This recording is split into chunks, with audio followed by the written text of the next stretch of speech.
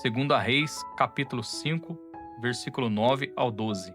Veio, pois, Naamã com seus cavalos e com seu carro, e parou à porta da casa de Eliseu. Então Eliseu lhe mandou um mensageiro, dizendo: Vai e lava-te 7 vezes no Jordão, e a tua carne será curada e ficarás purificado. Porém Naamã muito se indignou, e se foi dizendo: Eis que eu dizia comigo: certamente ele sairá, pôr-se-á em pé, invocará o nome do Senhor seu Deus, e passará a sua mão sobre o lugar, e restaurará o leproso. Não são porventura Abaná e Farpar, rios de Damasco, melhores do que todas as águas de Israel? Não me poderia eu lavar neles e ficar purificado? E voltou-se e se foi com indignação. Olá, irmãos e irmãs do canal Sal da Terra, Luz do Mundo. Como vimos aqui no versículo de 2 Reis, capítulo 5, vai nos contar a história de Naamã, um homem bem-sucedido e respeitado, porém leproso. E assim como Naamã, todos nós temos ou já tivemos áreas em nossas vidas que precisam ser restauradas por Deus. Meus irmãos, a lepra na sociedade da época, só para contextualizar, ela era vista como uma maldição.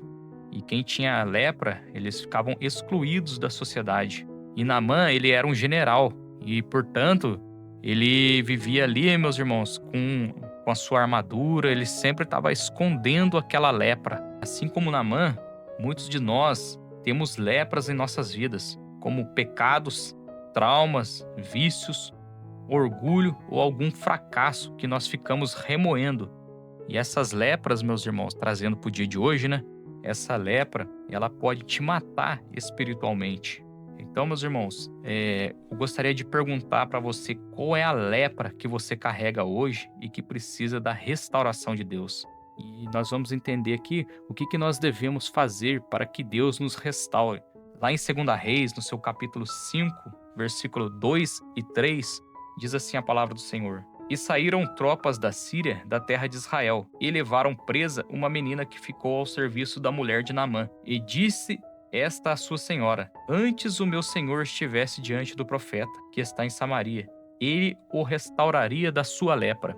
Ali ela está falando de Naamã, meus irmãos, que ela sabia que Naamã tinha uma lepra, e ali, como serva ali da mulher de Naamã, essa jovem, ela vai falar para sua senhora do Deus de Israel. E olha só a importância, meus irmãos. Não importa o nosso cargo, quão humilde seja, ali a serva da casa, ela falou de Deus para aquela família. Uma família ali de pessoas poderosas. E essa mulher, ela fala para Naamã. E o que Naamã faz? Ele acredita e vai ao encontro do profeta. E chegando lá no encontro com o profeta, ele faz um simples pedido para Naamã.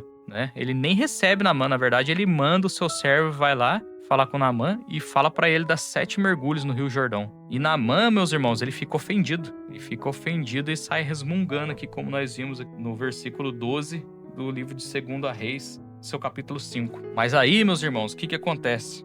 Os seus servos, eles convencem o Naamã a obedecer o profeta Eliseu. E ele, meus irmãos, ele mergulha naquele rio 7 vezes. Porque o que eles falam para Naamã, para convencer Naamã? Diz aqui, no versículo 13. Então chegaram-se a ele os seus servos e lhe falaram: Meu pai, se o profeta te dissesse alguma coisa grande, porventura não a farias? Quanto mais dizendo-te ele: lava-te e ficarás purificado. Ouvindo isso, se ele pedisse algo mais difícil, você não ia fazer? Então por que você não vai lá e dá 7 mergulhos no rio? E aí, meus irmãos, isso nos mostra que Deus muitas vezes trabalha de maneira simples, mas ele exige humildade da nossa parte e obediência. E Naamã, ele precisou abandonar o orgulho e confiar em Deus. E às vezes a restauração de Deus vem de um jeito que a gente não espera. Mas a gente espera que um profeta vai orar, assim como Naamã, alguém vai orar, vai colocar a mão ali, vai ser curado, vai restaurar, vai descer fogo do céu, vai saber o que as pessoas pensam. Mas não, às vezes Deus restaura, nós de uma forma que a gente não espera. Ou seja, quando a gente perdoa alguém, ou quando a gente confessa algum pecado, quando busca ajuda, ou quando nós oramos para alguém que nos fez mal, ou até mesmo quando a gente espera com paciência, que lá diz o Salmo, que esperei com paciência no Senhor. E lá em Provérbios, no seu capítulo 3, versículos 5 e 6, diz assim a palavra de Deus: confia no Senhor de todo o teu coração e não te estribes no teu próprio entendimento. Reconhece-o em todos os teus caminhos e ele endireitará as tuas veredas. Então, meus irmãos, nós vemos aí que Deus, ele muitas das vezes, ele nos pede coisas simples para fazer e nós ficamos titubeando, achando que tem que fazer muito mais, né? Achando que tem que fazer coisas extraordinárias para Deus operar um milagre. E nós podemos ver que na Bíblia tem diversas histórias de restauração. Só para citar 3 exemplos aqui, foi de Jó, né? Jó foi afligido, perdeu tudo que tinha, mas Deus restaurou ele. Ele foi, né? Jó, acho que é a história de maior sofrimento na Bíblia depois de Cristo. E temos também de José do Egito, que seus irmãos vendem ele como escravo, depois ele passar ali por maus bocados ali como escravo. Depois ele vai preso, depois ele sai da cadeia ainda e ele vira governador. Deus restaura a vida dele, restaura a família dele de uma maneira tremenda. Se você não leu essa parte da Bíblia, vai lá e lê. E também Davi, né? Que Davi era um pastor de ovelhas, acaba vencendo Golias, que estava afrontando o Deus de Israel e ninguém tinha coragem de enfrentar ele. Aí lá vai um menino, né? Um pastor de ovelha, vai lá e vence um gigante. E depois disso, depois de muita batalha, ele se torna rei de Israel. E depois de se tornar rei de Israel, o que ele faz, meu irmão? Ele vai lá e peca. E Deus depois restaura ele. Mas por que Deus restaura Davi? Porque Davi, ele se arrependeu de verdade. E é isso que Deus quer de nós. Só para citar um exemplo, Adão. Adão, quando pecou com Eva, o que Adão fez? Ele foi lá e quando Deus procura ele, pergunta: o que você fez, Adão? Aí Adão vai, o que ele faz? Como muitos de nós fazemos, a gente joga a culpa no próximo. Ah, Senhor, eu pequei por causa da mulher aí, ó. Ah, eu pequei por causa disso, porque a carne é fraca, fica inventando desculpa.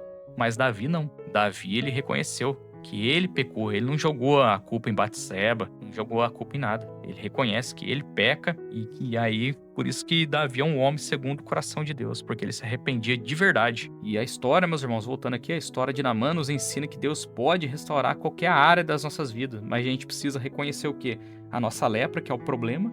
Segundo, nós precisamos nos humilhar e obedecer ao processo de Deus. E terceiro, confiar que Ele nos transformará completamente. E eu gostaria de perguntar para você, nesse dia de hoje, o que Deus está pedindo para você fazer? Há algo que você precisa entregar para Ele? Porque a restauração, meus irmãos, ela só vai começar quando você se render a Deus, com fé e obediência. E o mais interessante dessa história, meus irmãos, que me deixou intrigado, eu até fui dar uma pesquisada, é porque que o profeta pediu para Naamã dar 7 mergulhos. E esses 7 mergulhos, meus irmãos, a gente vai vendo ali na Bíblia, né, com o número 7 e tal, os 7 mergulhos, eles representam ali uma necessidade de obediência. Uma necessidade de obediência total e humildade diante de Deus. Mesmo que as instruções pareçam ilógicas ou simples, em nossas vidas, os 7 mergulhos, eles simbolizam os passos de fé que Deus nos pede. Muitas das vezes, esse passo de fé é um passo de fé simples, como perdoar, orar, ou até mesmo confiar que Ele vai operar e vai restaurar as nossas vidas. O número 7, ele também simboliza um ciclo